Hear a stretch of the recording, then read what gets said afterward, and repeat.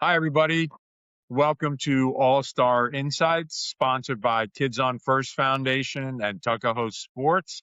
I'm your co host, Chris McKnight, along with my co host.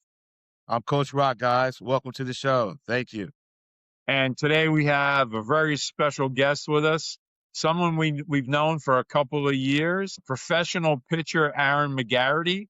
Aaron was a Virginia Tech alumni, got drafted by the Yankees, played in the Yankee organization for a number of years, played in the White Sox organization at the AAA level, and is now playing in the Mexican leagues. And I will let Aaron pronounce his Mexican league team name now.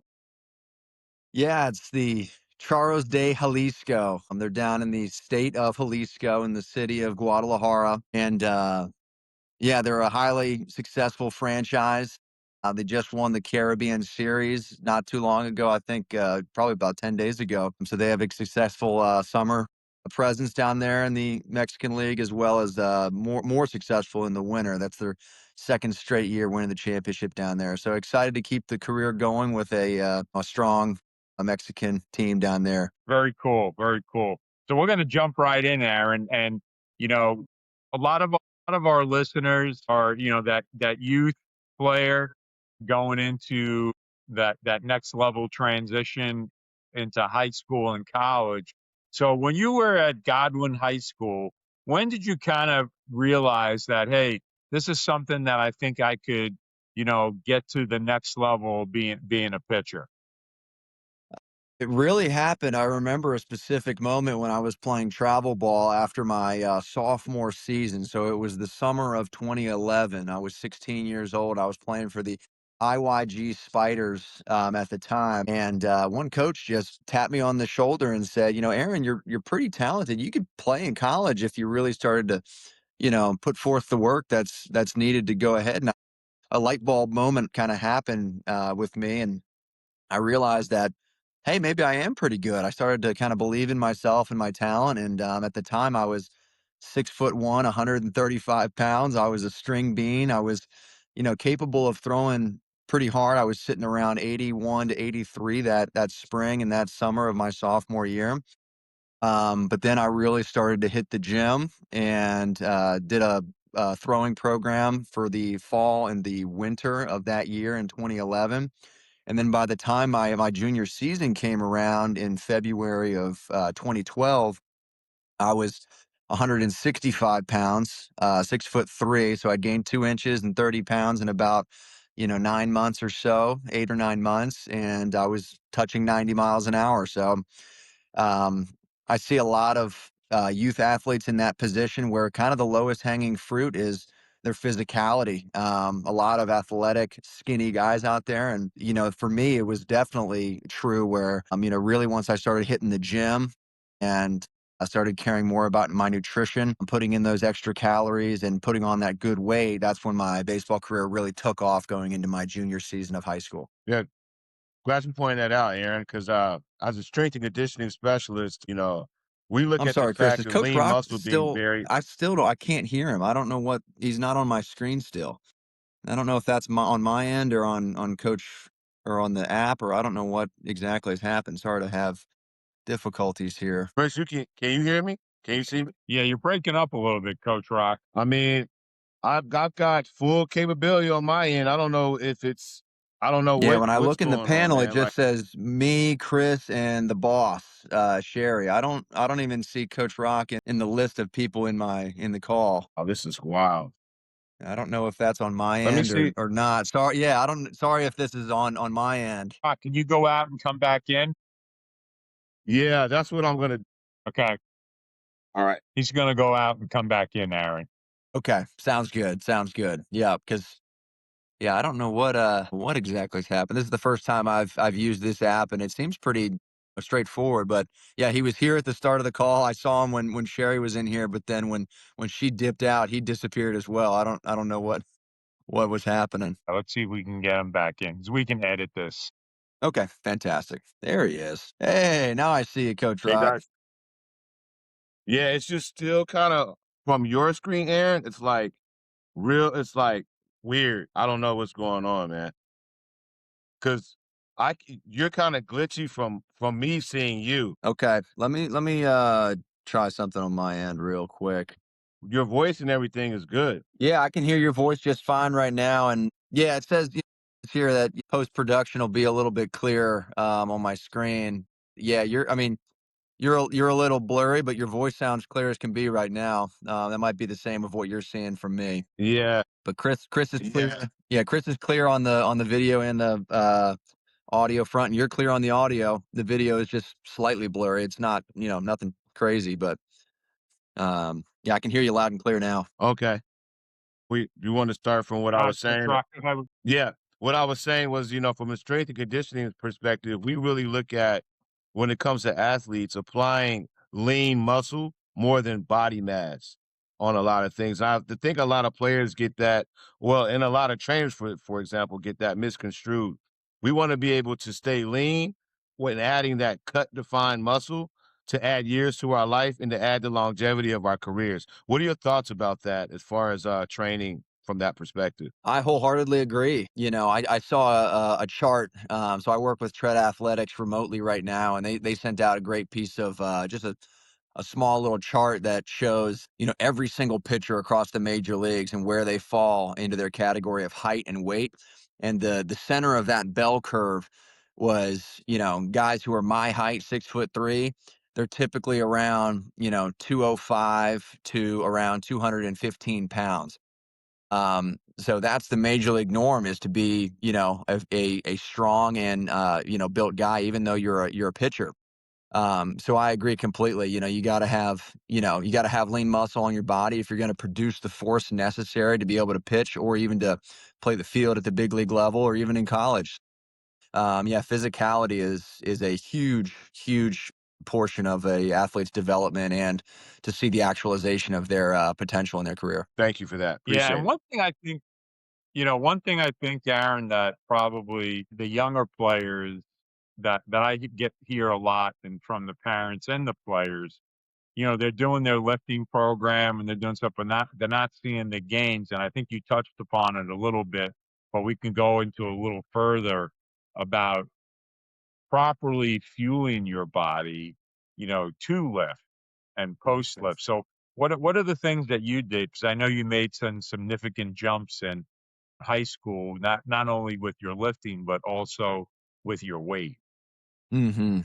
Yeah, no, it was a conscious effort on my part to be able to put that weight on in high school and in college. Because I had that big gain, like I said, when I was in high school from sophomore to junior year. I gained about 30 pounds, and the biggest thing for me was expanding my feeding window. For a guy like me who I'd fall into the category of hard gainer, maybe. Typically, a guy like me they struggle to put on weight, and a lot of youth athletes fall in that category. And a strategy I used was expanding the feeding window, and that simply means right when I get up, I'm putting calories in my body, high quality proteins, carbs, right when I get up, and then I try to eat, later in the day as well, right before I go to bed, have a protein shake or a meal right before I go to bed. And what that does is it just, instead of limiting myself to 3 meals and maybe some snacks in between, I'm just kind of expanding the hours in which I'm eating, which allows me to get more calories in throughout the day. But then more about nutritional timing, which you mentioned,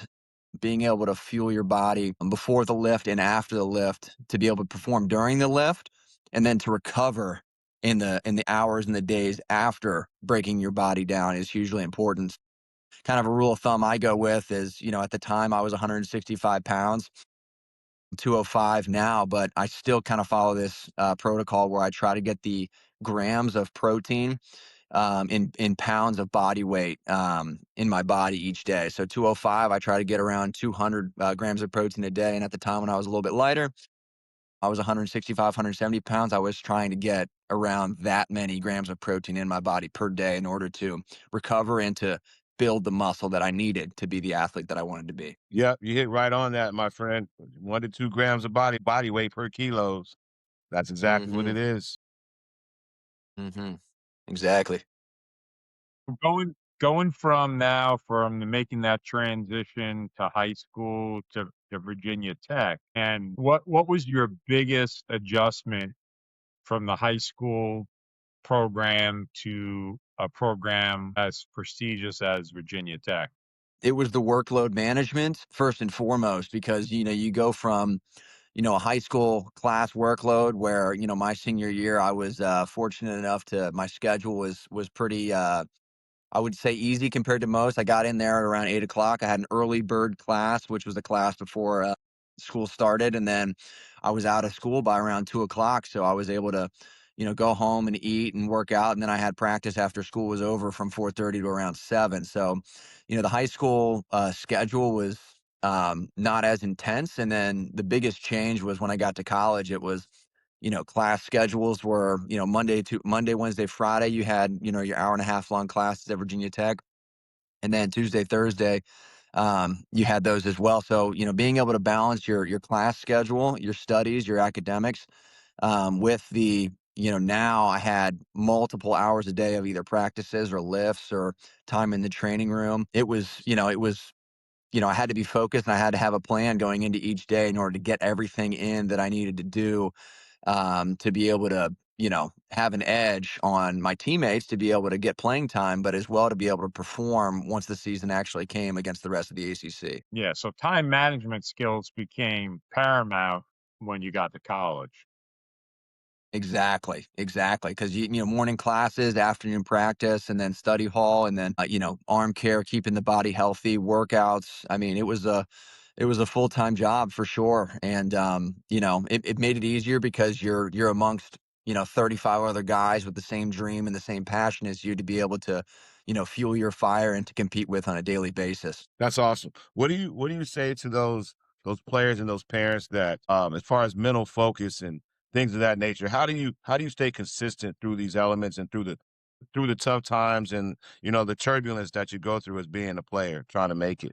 Yeah, it's about kind of getting 1% better each day. And Anthony Kim is a golfer that has made a big story for himself this past weekend, going through crazy hardships of drug and alcohol abuse, and then finally realizing that the mentality that you have to have in order to be a high performing athlete is that mentality right there. Is like every single day is an opportunity to get better. So having that mentality of bettering yourself is kind of what the focus is every single day, in order to stay in this game as long as I have and as long as even the 10+ year big leaguers have. I mean, they're not. You might think you watch them on TV, they're coasting, they have it easy, and I promise you that's not the case. I mean, those guys are putting in effort and mental focus every single day in order to stay on top of their game.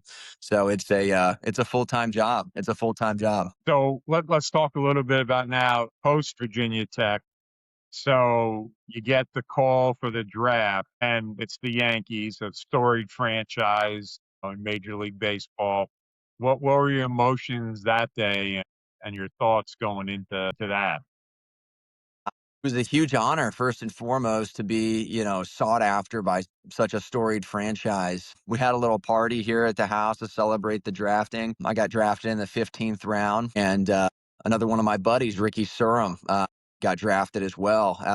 He was at Mount Olive at the time, but I played 3 years with him at Virginia Tech, and he was drafted in the 16th right after me to the Yankees as well. And it was just a huge honor and a great opportunity to continue my baseball career with arguably one of the best baseball franchises, if not one of the best franchises in any sports.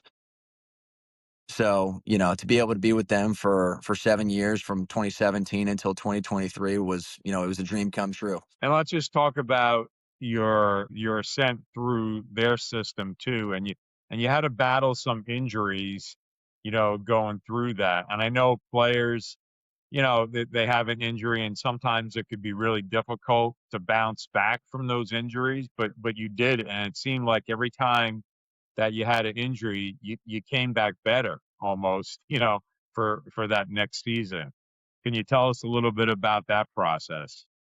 Absolutely, absolutely. I've had two injuries in professional baseball. One after my first professional season in 2017, where I was playing in the Gulf Coast League. And for people who don't know what the Gulf Coast League is, it's a league that's still at the spring training complex. So it's professional baseball light, you could say. You're not in a stadium, you don't have a lot of fans, and you're really, grinding it out, trying to, ascend through the ranks of the professional system, the ladder system that is minor league baseball. And at the end of that season, I had a bone chip in my right elbow, which I had to have an arthroscopic procedure to go in and take out that bone chip. And, thankfully, I didn't miss too much time. But when I came back in 2018, I was able to, like you said, be just as good, if not a little bit better. And I had a tremendous 2018 season with the Staten Island Yankees that year in short season. And then 2019, I had another good year. I was able to go to the Arizona Fall League and showcase my talent in one of the most, prestigious leagues, prestigious developmental leagues below the big leagues. I think around 50% of guys who attend the Arizona Fall League end up having some sort of big league time, whether that's, a day or a whole 10-year career. So it's a good track to be on there in 2019. But then during 2020, obviously, COVID canceled the entire minor league season. I had to go through a little bit of hardship along with the rest of the minor league system and the whole world for that matter. Um, Trying to find new routines and new ways of staying on top of my game throughout that shutdown. I remember training at TSI during that year. Obviously the rules for everybody were about the same. I had to wear the mask during training, and there were challenges to be had during that. But then as soon as I came back in 2021, after that training period in 2020, I had Tommy John surgery. So I had a huge time off of baseball from 2019 in the fall league. I was pitching, my best. Didn't pitch in 2020. Nobody did, and then I didn't pitch in 2021 because I had Tommy John surgery, and I didn't come back to playing until the summer of 2022. So I had gone almost 3 years without pitching in a competitive professional setting. So that time off was a mental battle more than a physical one. The rehab obviously was arduous. You had to do your work every single day in order to make sure that your elbow was going to be able to perform when you inevitably came back. But it was really the mental side of it, which was the biggest battle because, you're seeing such small incremental changes in the status of your elbow after a surgery like that. But then when I finally came back, I was able to, have a stellar 2022 season in AA Somerset, which catapulted me into a great standing in the organization in 2023. And then I was able to be in AAA, one step below the big leagues in 2023 there with the Scranton Rail Riders, where I had a, pretty average season, I would say, nothing too special there. But then, um, I was one step away. I was one step away. But, to circle back and to complete that thought, the injuries are more of a mental battle when you're going through that rehabilitation process more than a physical one. And I'm thankful that I was able to have my parents and my family and everyone supporting me throughout that time to make that transition back into playing after that 2.5 year, 3 year hiatus away from the game. Thank you for that, Aaron. What do you say to those parents and to those players that are always being taught as a pitcher to throw hard, to just throw hard as you can? Velocity is the main, is the primary. What do you think about utilizing some finesse? To create a balance so that kids don't have such arm problems at an early age. What are your thoughts about that? No, I think you're right. I think there's a time and place to throw hard. There was one of my pitching coaches in high school. Might not have been. No, I wasn't actually a pitching coach. It was a head coach. I think Jeff Petty said this to me. He was the head coach of the Evo Shield Canes national team that I was a part of in high school, and he said, throwing hard will get you invited. It will get you drafted, or it might get you looked at, but no one's going to stay around and watch, and you're not going to be able to play if you can't throw strikes. If you don't have that finesse, if you don't have a secondary pitch you can throw. So throwing hard obviously is the big flashy, thing that a lot of youth athletes are striving for, but it's a secondary goal in my opinion. Because even in 2020, or excuse me, in 2022, 2018, some of the best years of my career, I was averaging a 90-mile-an-hour fastball in a game of today's MLB, where the average big league fastball in the bullpen, I think, is around 94, 95 miles an hour these days. So a guy like me has stayed around in professional baseball, throwing 5 miles an hour below the average for, probably a half a decade, simply because I, focus on first pitch strikes. I focus on a 2 out of 3, being in a 1-2 count more often than a 2-1 count. All right. These are the things that, keeping a hitter off balance, giving hitters the least amount of pitches, showing the hitters the least amount of pitches that you can in order to get them out, because that is what gives you the ability to perform, even if you're throwing, a below average velocity, because that is ultimately what your job is as a pitcher, is to execute pitches regardless of how hard you're throwing. And I think my career is a testament to that fact. Thank you for that. Yeah, without a doubt. Just following your career along that path, that's been what I think one of your strong points is being able to stay ahead of hitters, keeping hitters off balance when you don't have that 95 to 97 mile an hour fastball. You got to find ways to be successful. And I think that's been a big part of your career. You found a way to be successful and keep the hitters off balance. After the Yankees, you moved on to the White Sox, and you played AAA for the White Sox. And just tell us a little bit about, that season. Yeah, it was the best season of my career by far. I finished the year with a 2.7 ERA in the International League, which, is one of the most challenging leagues to pitch in. It's AAA, one step below the big leagues. Same league I was in 2023, but what changed in that league specifically is that I was kind of, serving two masters. And what I mean by that, the two masters is, being true to myself, which is the self that is staying ahead of hitters and mixing it up, filling up the strike zone, and keeping hitters off balance, versus the other master being trying to throw hard. Okay. So, at least for me, the focus on throwing hard and the focus on getting outs is not the same focus.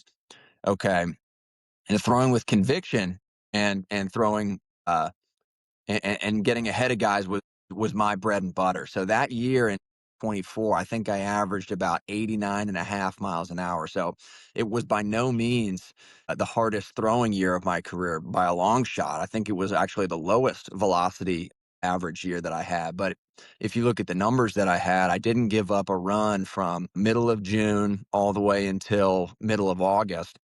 And I was pitching in an organization where, if anybody was watching professional baseball that year, they know the White Sox, I think, only ended with around, 30 something odd wins.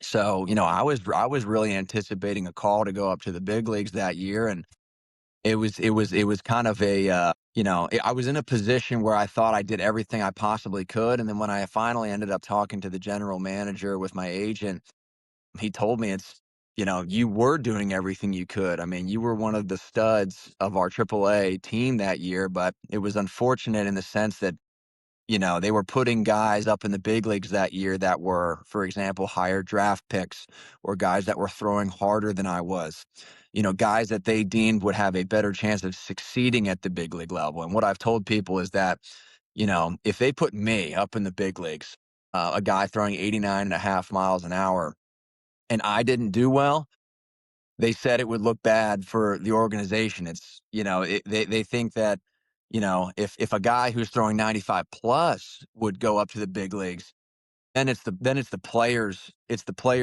lack of talent and the lack of ability that keeps him from having success. But if they threw me up there and I didn't do well, then it's like, hey, why did we give this guy throwing 89 miles an hour, a look, instead of this guy in AAA who's throwing 95, even though his numbers aren't as impressive as mine. So, that season, I'm so blessed to have had it and have the success that I did. But I'm also, my biggest regret is that I'm never able to, I wasn't able to tell people that I made it to the big leagues that year. And I really thought that was my chance. But, I'm still fighting that battle, obviously, staying in professional baseball in the hopes that I can make it back into the States and have another shot at it. But yeah, that year was something I'm very proud of, being able to throw 89.5 miles an hour and still have the tremendous success that I had. So it was a testament to what we've touched on, that, finesse and staying ahead of hitters is really what gives you success at every level of baseball. I appreciate that.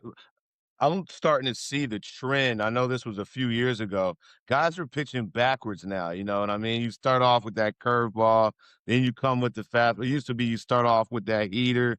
What are your thoughts about the change and how the sequencing of pitching has transpired over the years? Yeah, you're exactly right. The heater was something that you in historically established early, but now, especially for me, I'm a guy who throws a four pitch mix. I throw a four seam fastball, a cutter, or a hard slider, and then I throw a big slow sweeper. I have a low arm slot and a sweeper for people who might not know the lingo of the pitch shapes. A sweeper is simply a curveball, which instead of a curveball typically goes up to down. A sweeper will go out to in or in to out. It's a curveball that the axis is tilted on. So, having that pitch, even though I throw it only at around 75 to 77 miles an hour, not a hard pitch. But that's been my bread and butter pitch throughout my career since I've developed it in 2022. Uh, so pitching backwards has really been a strength for me, historically throughout my entire career. Awesome. Thank you. Appreciate So that. we talked a little bit about, the career in the States, and now last year you pitched in the Mexican leagues. And for people unfamiliar with the Mexican leagues, the comparison to, Great.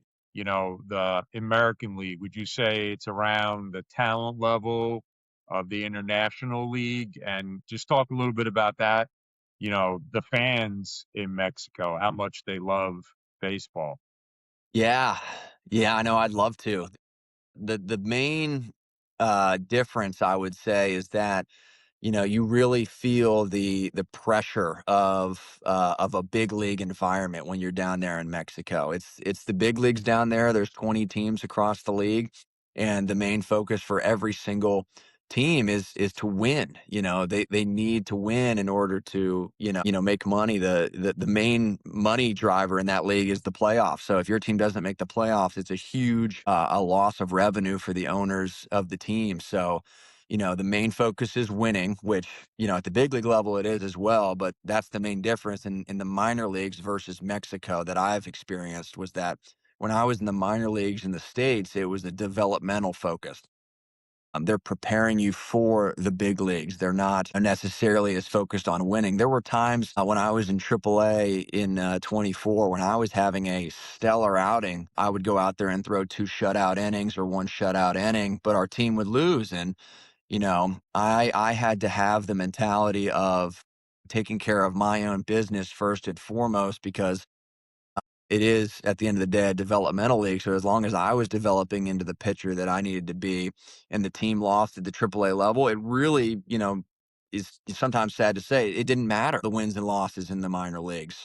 But then when I was in Mexico, it's the only thing that mattered. So regardless of, how my inning went for me personally in Mexico, I could give up, two base runners, have a 2.0 whip for the inning. But if I threw up a zero, that was all that mattered. They didn't care how you got there. They didn't care how hard you were throwing. If you were throwing up zeros, and if you were giving your team the best chance to win, that was all they cared about. And I was able to do that down there and have a 3.7 ERA in Mexico at high elevation. And I think that was around a 2.3 ERA plus. So I think the league average ERA in that league was a 6. Because again, it's at most stadiums in that league are at Coors Field elevation or higher. So it makes pitching very difficult. The ball flies and the balls don't move quite as much, from a pitching perspective. So it's a difficult league to pitch in. And then to touch on the fans are awesome. I mean, it doesn't matter the size of the stadium. I pitched in Mexico City, which that stadium holds 25,000 people. I've heard, the roar of the crowd of 25,000 people. I pitched in Monterrey, which holds, 25,000 people as well. But I've also pitched in Laguna. I've pitched in Campeche, two stadiums where they only hold around 6 or 7,000 people.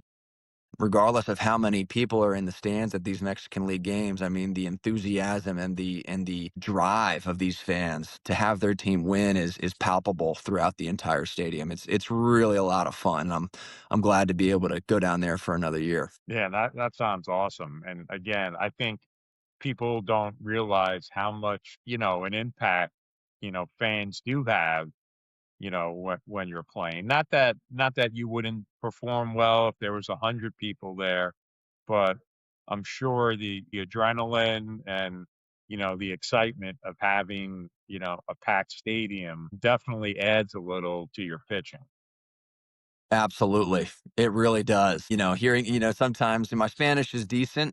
I definitely am not at the level where I can do, business deals or anything serious like that with my Spanish, but I can get around okay in Mexico. It's good enough to have conversations. But yeah, even though they're yelling and they're screaming and they're passionate in a different language, it's, the excitement, the emotions that they express are universal, whether you speak the language or not. It's an exciting atmosphere down there. Even the smaller stadiums in, Laredo, Texas, in Laredo, Mexico, and Laguna, like I mentioned, smaller stadiums, you can almost feel it more because the fans are right on top of you there in the bullpen. You're warming up and you have some, 40 to 50-year-old Mexican dads over there in your ear talking smack. And, you don't know exactly what they're saying, but they're either cheering for you if you're at home or they're rooting against you if you're at an away park. So it definitely makes the game exciting. Yeah. And you played a little bit in the winter leagues too, correct? Correct. Yeah, yeah. I've had the opportunity to play winter ball in Puerto Rico in the winter of 2023. And then in Venezuela as well for the Tiburones de La Guaira, the Sharks of La Guaira down there in Venezuela in 2024. The Latin American baseball energy is across all countries down there, whether it's Mexico, Puerto Rico, or Venezuela. Had to have those opportunities to play for um, in Puerto Rico, my manager was Yadier Molina. For people who are fans of the game, I mean, he's one of the best catchers to have ever played the game. And then when I was in Venezuela, my manager was Ozzie Guillen.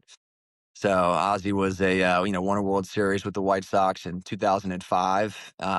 Highly decorated manager in the big leagues, and you'll still see him come on the broadcast on MLB Network in the broadcasting booth there at the ESPN and MLB studios.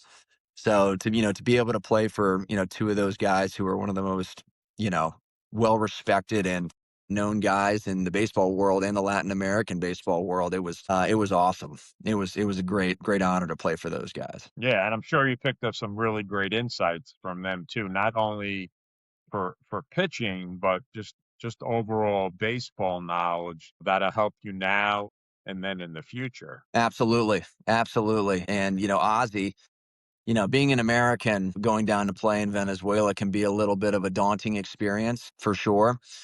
And, Ozzy, first day I was there, there were press there when I got off the bus from the airport, and I went straight to the field for a little workout, and, the press was there to ask me questions. And then the second thing I did was I went into the manager's office and I talked to Ozzy for a second, and he made me feel right at home. He said, if you need anything, if you need anything you need down here, let me know. Let me know. He made it very upfront and straightforward to let me and a couple American guys know that, you know, I know you're in Venezuela, but this is a place where it's still baseball, and we're gonna take care of you as a team while you're down here playing for us. So I really appreciated the environment that Ozzy cultivated when I was down there. Yeah. And if you can touch on the rules, is there a requirement for how many foreign players they can have playing on the roster? Yeah, those rules are different across each league, but So when you play in winter ball, so in the Mexican winter ball league, you're allowed 8 international players per team. In Venezuela, I believe you're allowed it's got to be more than that. I think it's around 8 as well. Puerto Rico is 8, but then in the summer, so this is why there you see a lot of American players playing in the Mexican Summer League, is that the limit of international players in the summer is 20 in the Mexican League. So there is a big American player presence down there. Played against a bunch of different ex-big leaguers down there in Mexico and in Venezuela. I was fortunate enough to play with, Yasiel Puig. I pitched against Robinson Cano and, pitched against Didi Gregorius in Mexico as well. So there's a number of, exceptionally talented players. And the whole league is like this. There's just, talent, in every corner that you look at in every team. So to go back and circle back to your initial question about the skill comparison between the states and then the Mexican League, I would say it's about 4A. It's not the same as the big leagues, obviously, but it's definitely you're going to see just as many big leaguers in Mexico as you would, let's say, in AAA. So it's about equivalent at the skill level, maybe even a touch higher because, as I mentioned, the environment is so intense because the need for wins for each team is just so palpable in every game that you play. So that's the major difference. Yeah, and I don't think a lot of people realize that it is so competitive, down there, and it's a great opportunity to, if you can be successful there, it is a great opportunity for a lot of players to get back into affiliated ball because, you're playing against really good competition, and then organizations see that and see the numbers you're putting up. It gives a really good reading on a player. Absolutely. I wholeheartedly agree. And a great example of that is a guy I played with in Mexico this past year. The entire year was a guy named Andrew Perez. He's a left-handed pitcher who got cut by the White Sox in 2024. When I was with the White Sox, I met Andrew in spring training, and he got cut, last round of cuts in spring training in 24, and he ended up going to the Charros de Jalisco, the same team I'm on. So he was there throughout all of 24. He was there throughout all of 25. He was in Mexico for 2 complete seasons. And then he was able to, put up some good numbers. And then he pitched in the DR, the Dominican Republic, for this past winter, and he did well again down there. So his body of work, being away from affiliated ball, got him the looks. And then he was able to sign a contract with the Kansas City Royals for this year, and now he's in spring training with the Royals there in Arizona. So there's always a path back, no matter what age you are. No matter how hard you're throwing. If you put up good numbers in these international leagues, people will find you. People will notice because there's a value to the experience that you get down there. They'd rather spend, and give a minor league contract to a guy who's got, 2 or 3 years of international ball experience than, let's say, a high school or college guy who's, maybe younger, may have more, bullets in his arm per se, but he doesn't have the experience necessary to help the big league team right out of the gate. So that's an advantage of doing well in international leagues, is that, you can show that, hey, I'm ready. I've pitched under the lights. I've pitched in front of a hostile crowd. I pitched against excellent talent, and, I can help a big league team right now. I don't need to be developed. I don't need to go in through the minor league system and better myself per se. Obviously always bettering myself, but, the skills that you gather pitching at those levels of competition are immediately transferable to a big league franchise. Yeah, no, without a doubt. And, I can speak firsthand to, the amount of training and the dedication that you've put in this off season and the previous off seasons, to be at your peak level. So when you do go down, you're ready to roll. And I think that's probably a thing that's overlooked by a lot of players because especially in the minor leagues, they you're on your own basically after the season's over. You might check in once in a while, but they're expecting you guys to take the reins. They're not really, closely monitoring as I think they probably should, for their players and player development. But you do a fantastic job of keeping yourself, number one in shape, but like you said, mentally too. Being ready. So when you get that opportunity, you can go down and you can actually execute and perform the way you want to perform. That's going to give you more opportunities. Absolutely. Things happen slow and then things happen really fast and all at once. And exactly like you just said, the opportunities can come at a moment's notice. You can feel like you're, going through the motions in your off season workouts. And, I've gone through 2 off seasons now where I didn't have a home for the spring. So at the end of 2023, when I was in Puerto Rico, and I, got released, or rather, I didn't get signed back to a contract with the Yankees. I didn't have a job for the spring, and I didn't know if I was going to continue playing baseball when I was in Puerto Rico in 2023. And then I was able to make some connections with the guys on my team there in Puerto Rico, and the connections I made there extended into the Mexican League. So I was able to get a contract worked out to go to Mexico at the end of 2023. And the great thing about the Mexican contracts is that they have a no buyout clause for teams back in the States. So it's really attractive for American players to sign in Mexico, because if a team from the States wants to sign you, they can sign you at no penalty. If, for example, if I'm in Jalisco, if I'm in Guadalajara pitching for the Charros, and I have a killer, month, a team, the Diamondbacks or the Rockies or the White Sox can sign me at a moment's notice.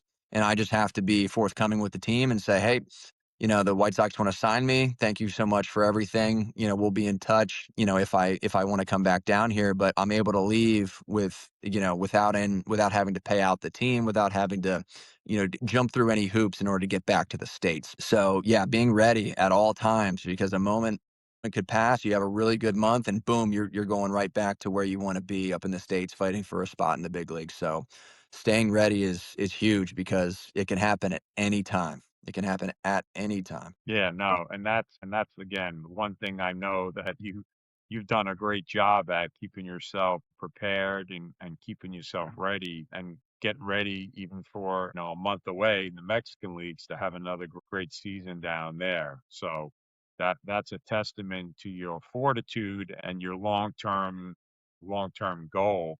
Like I know we always talk about, you got to keep playing until they take that jersey off your back. So um, we're rooting for you, Aaron, and we always love to follow the career, even though it's a little hard on the Mexican League, reading the press releases and stuff. But we like your updates that you put on Instagram and stuff. So everybody that follows you there, we're super excited about you going back down again, and it was great having you on the show today. Thank you so much. No, it was a pleasure to talk baseball with you and Coach, and I'm excited to go down there and make you all proud, and to keep everybody updated about where my career goes. And that's exactly like you said. That's my mentality right now. Is that I'm gonna play until I can't anymore, until they take the jersey off my back, or until my body protests. Until my body says it doesn't want to pitch anymore, I'm gonna keep playing. So I'm gonna keep doing it, and hopefully I can have a few more years of my career, and to keep it going until its natural conclusion. Yeah, no, we're rooting for you, and I know on the selfish end, when the career does end, whenever that may be, the coaching piece, you do a great job with our younger players coaching. That you have a lot of wisdom to share. So when that time comes, I think you're going to wind up being a great coach as well. That's Thank you for saying that. I really appreciate you saying that, because it's definitely a portion of my career that, it's definitely worthy to talk about, and to be able to, give back to the next generation of athletes. Honestly, it keeps me keeps me up and at my best, because, there are some things that, you don't think about as a professional sometimes, until you actually start to work with youth athletes. It's like you start to give them advice, and that advice actually starts to bleed into your own training, into your own career. So, some things that For example, the arm care aspect, or the mechanical adjustments that you make with athletes when you see them in person, and you see dozens of athletes that I've worked with this off season over at TSI. You give them a mechanical cue, and you're like, hey, maybe I could be doing a little bit more of that, or maybe I could be a little bit sharper in this category as well. So it is like looking in a mirror, in some senses, having the privilege to coach and to play at the same time. It's been a great balance to strike this off season. And yeah, when my career does inevitably end, I look forward to sharing my experiences and to be able to coach and teach for years to come. Well, we appreciate it, man, and good luck in the upcoming season. And thank you, everybody, for tuning in today. Again, All Star Insights, all things youth baseball, sponsored by Kids on First Foundation and Tuckahoe Sports. Thank you, everyone. Thank you.